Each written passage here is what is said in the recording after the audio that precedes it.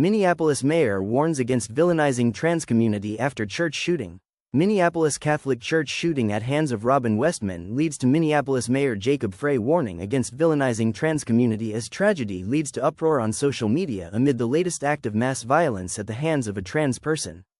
In the aftermath of Wednesday's mass shooting at a Minnesota Catholic school that left 2 children dead, 17 injured, including 14 children, Minneapolis mayor warned against villainizing the trans community. At a news conference, Minneapolis Democratic Mayor Jacob Frey said hatred toward the transgender community must not be tolerated in the wake of the massacre at the hands of 23-year-old trans male who identified as female, Robin Westman. Minneapolis Mayor Jacob Frey defends trans rights. The gunman who was born Robert Westman petitioned for a name change in 2019, when they were still a minor, at age 17. A course of action that the shooter's parents both signed off on a year later. At the time of the sign-off, the gunman's mother, Mary Grace Westman, worked at Annunciation Catholic School as a secretary until retiring in 2021, Fox News reported.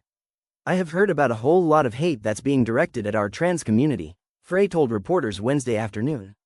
"Anybody who is using this as an opportunity to villainize our trans community or any other community out there has lost their sense of common humanity. We should not be operating out of a place of hate for anyone," the mayor said. Frey stated that instead of the shooter's gender identity and state of mind, public focus should be put on the child victims before segueing into calls for gun control. "Look, we need to be doing more than talking.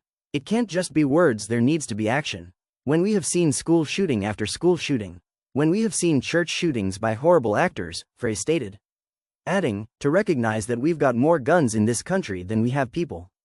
And it's on all of us to recognize that we can't just say that this shouldn't happen again and then allow it to happen again and again beyond that."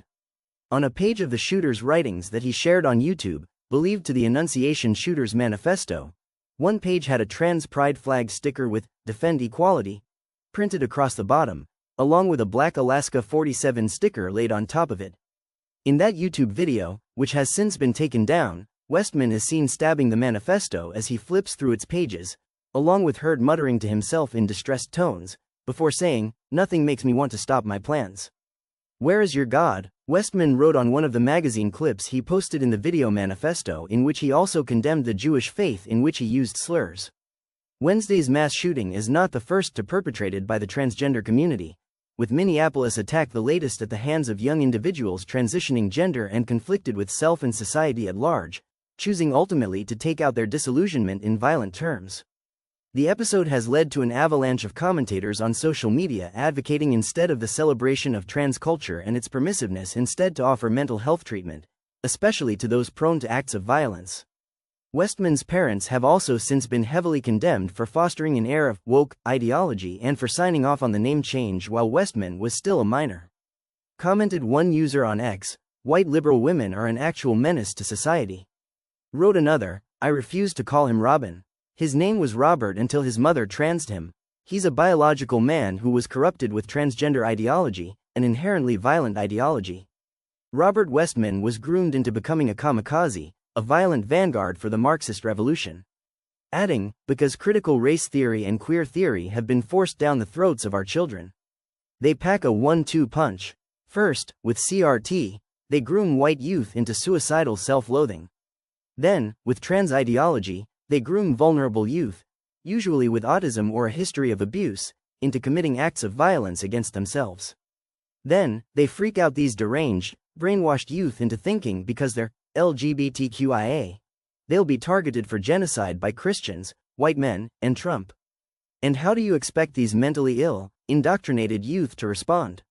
They commit atrocious acts of violence against white people, Christians, Republicans, and themselves, which is the goal of critical race theory and queer theory."